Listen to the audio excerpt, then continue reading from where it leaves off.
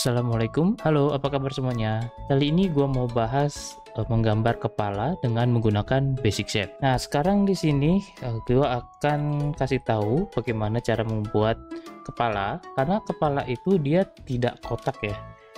Nah ini kotak dan juga bulat ya. Jadi kepala itu dia tidak sama sisi ya, dia tidak sama seperti ini ya, rata ya, bentuk kotak ataupun bentuk bulat. Karena kalau kotak dan bulat tuh biasanya gambarnya deformasi ya, seperti gambar kartun atau bentuk-bentuk yang lucu, chibi dan lain-lain, lebih disederhanakan.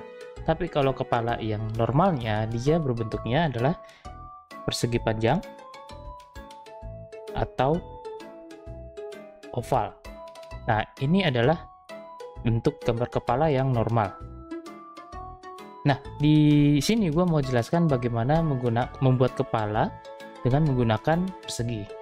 Nah, kalau di kebanyakan orang menggunakan lingkaran itu ada guides-nya ya, vertikal dan juga horizontal, sehingga dia bisa membentuk sebuah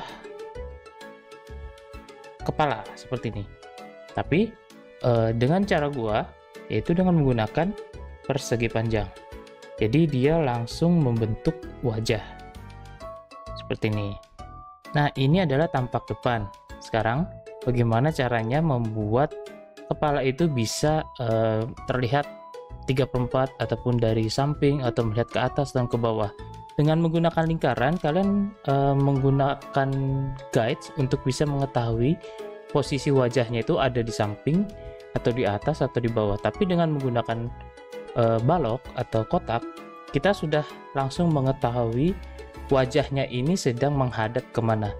Nah kalau lingkaran dia ya, kalau lingkaran itu dia kan harus kasih garis guides seperti ini. Nah jadi dia bisa membaca posisi wajahnya ada di mana.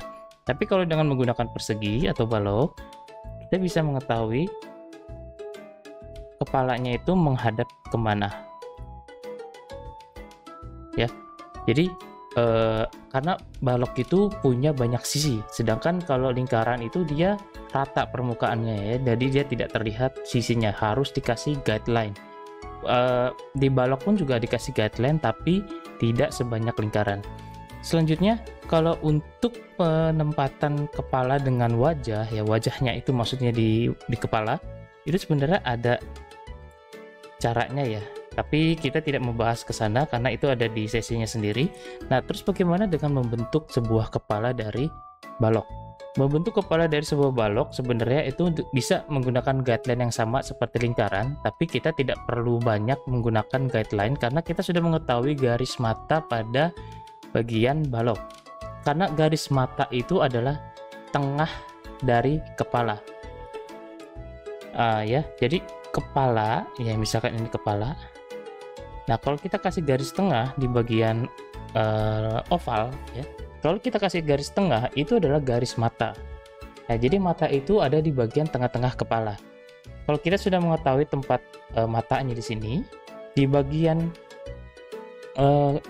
balok kita juga sudah tahu ya, ini kalau kita garis tengahin semuanya, ini udahlah ini sudah menjadi guideline jadi wajahnya.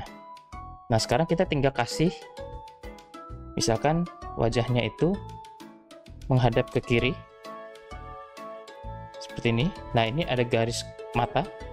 Nah udah ada garis mata, berarti di bagian bawahnya ini adalah pipi dan juga dagu ya. Jadi garis mata itu tinggal kita kasih garis pipi dan dagu.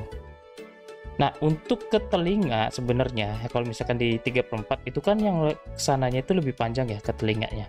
Ini kita bagi dua aja ya, ini bagi dua karena mata itu nanti gue bahas ya di video yang berbeda.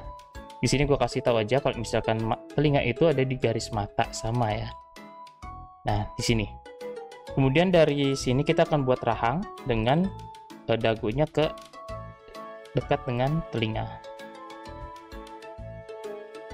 Nah seperti ini ya. Jadi nggak perlu terlalu banyak guide sebenarnya kalau misalkan kalian bikin anime ya, atau mungkin bikin stylized. Tapi kalau bikin karakternya realis atau semi realistik, yaitu ada banyak lekukan yang harus digunakan. Tapi kalau stylized atau mungkin anime style atau kartun, nah ini garisnya simplifikasi aja, jadi nggak perlu terlalu banyak lekukan. Jadi setelah garis mata ke bawah ada pipi, ada dagu, kemudian telinga, langsung dibuat rahang.